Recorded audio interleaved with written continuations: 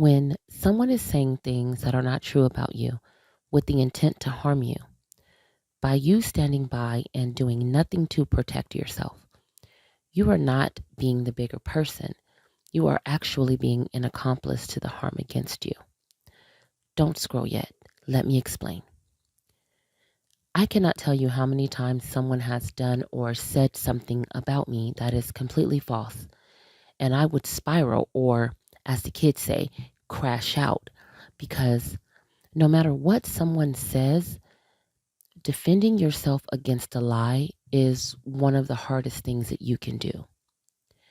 And I would be told by very well meaning people in my village that it meant more to be the bigger person and to just ignore them.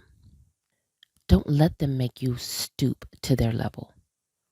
You're better than that. You are better than them.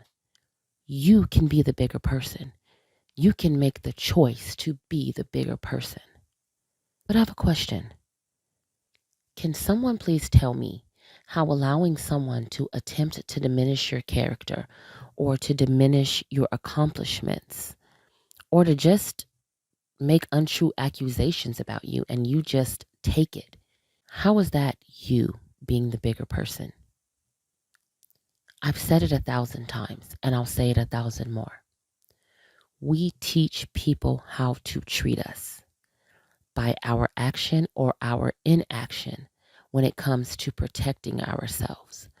And when we allow someone to mishandle us, and in some cases, time and time again, and we do nothing to defend ourselves or to stand up for ourselves, what we are actually doing is teaching people that their mishandling of us is acceptable to us, that we do not demand to be handled with care, kindness, and love, and that any treatment of us by their choosing will be met without consequence.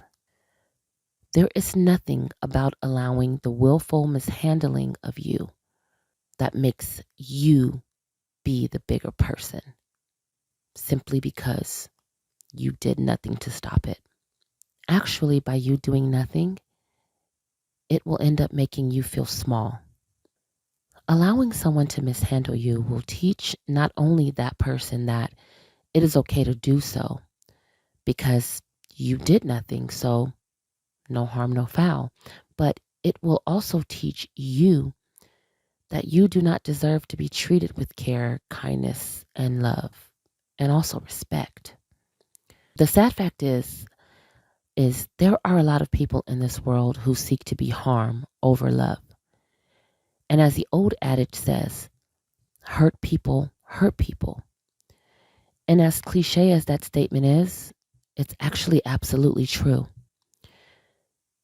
This world is full of hurt people. And where do you think those hurt people turn? It's certainly not inward to make themselves better. It's typically outward to make others feel as bad about themselves as they do.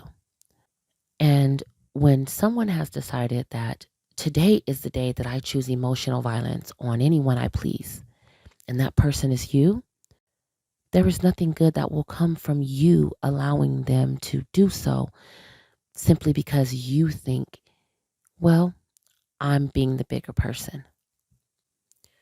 You don't have to be an accomplice to the harm being done to you in order to be the bigger person.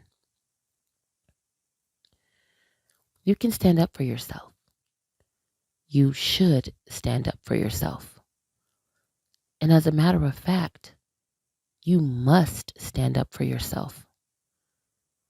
You can set boundaries and demand that anyone who handles you does so with care, kindness, and love. And if someone is not going to adhere to your care instructions, you can and should be removing their access to you. Also, if someone is not meeting your demand to be handled in whichever way you choose and with the accusations of, oh, you're being petty, or by gaslighting you with the favorite little handling of, well, what I'm saying about you must be true because, well, a hit dog will holler. Understand that these are all gaslighting techniques and they're all in an attempt to stop you from standing up for yourself. A hit dog will holler. Like, what are you even talking about for real? If someone hits a dog and they cry out in pain, why does that equal the dog being wrong because it responded to being hurt? Do we see how asinine that is? If someone hits you, either physically or emotionally, you absolutely should make it known that we've got a problem here and address it immediately. No bully likes a target that refuses to be a victim. And most bullies will go even harder at you if you fight back because, well, that's just the nature of a bully. Stepping away from a fight to defend yourself, your character, and your truth is not you being the bigger person. It's you surrendering your power to protect yourself. Do not ever do this. You fight for yourself. You advocate for yourself. You defend yourself. That is the true way of how you are actually being the bigger person.